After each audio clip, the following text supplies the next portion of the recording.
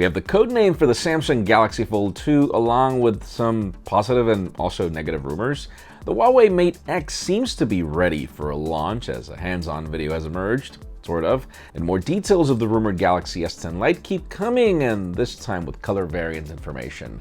I'm Jaime Rivera. Yesterday at that Google event, it was crazy. We did prepare a hands-on video, but I think it's better if we elaborate on the review that's coming soon for a ton of reasons that you'll learn right there. This is Pocketnow Daily.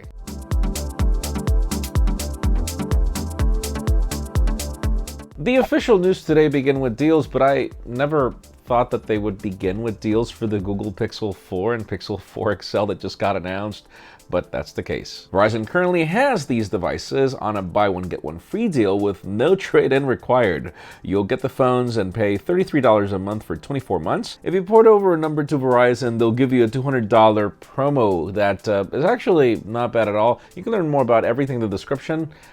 Wait for our review and I'll let you know if it's a good buy. Now, a device that's never been debatable to be a good buy or not is Motorola's G line, and for those of you in a budget for a good smartphone, a decent smartphone, a workhorse. And now we've got information on the G8. Leaked specifications show us that it could bring a Qualcomm Snapdragon 665, a 6.3-inch display, a 4,000 milliamp hour battery, and the headphone jack, because that's a feature now.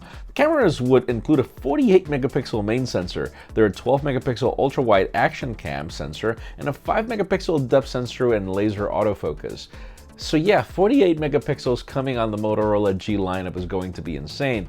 Bear in mind, there are up to 5 different sensors that are 48 megapixels, so don't think they're all the same one. Now, how about if we move over to the Samsung Galaxy S11 Plus, or the 11? I mean, we don't know exactly when we're getting it, but it's usually happening early next year, as it always does.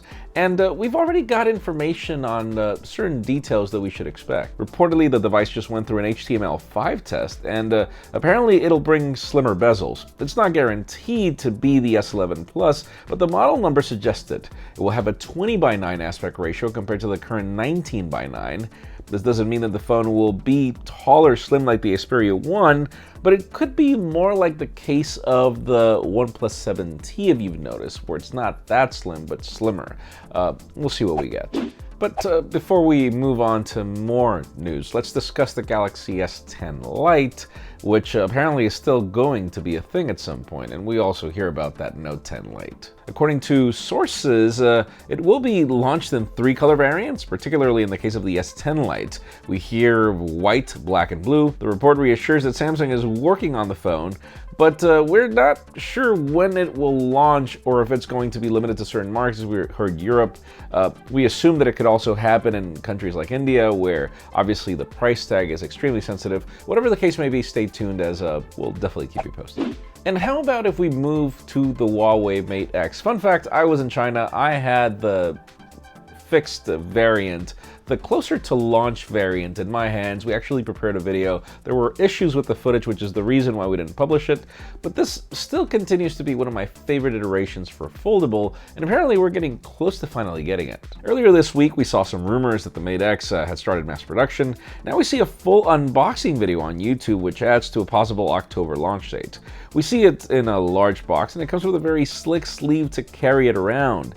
If it's still considered as the original, even with all the changes, there is a possibility that it will launch with Google support, but obviously other rumors claim that it won't, so that's going to be kind of weird. But finally, the hottest news today have to do with the possibility of that Samsung Galaxy Fold 2.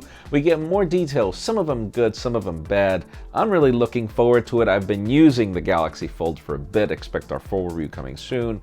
But I'll tell you this much, I don't know if I like the rumors of where things are going. Apparently the codename is going to be Bloom. This was confirmed by Sam Mobile, and they claim the software development has started based on Android 10.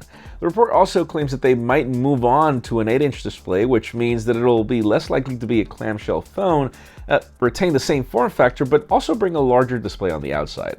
Another report claims that they might move from polyamide to an ultra-thin flexible glass to remove the crease, but sadly it wouldn't solve the screen vulnerability issues that we currently have. In today's comments, let us know. I mean, honestly, great to have better materials. The Bloom codename is fine. For me, what concerns me is I would really love a Fold that's a clamshell phone. Don't get me wrong, I love the idea of having this become a tablet, but I don't always want a tablet to type.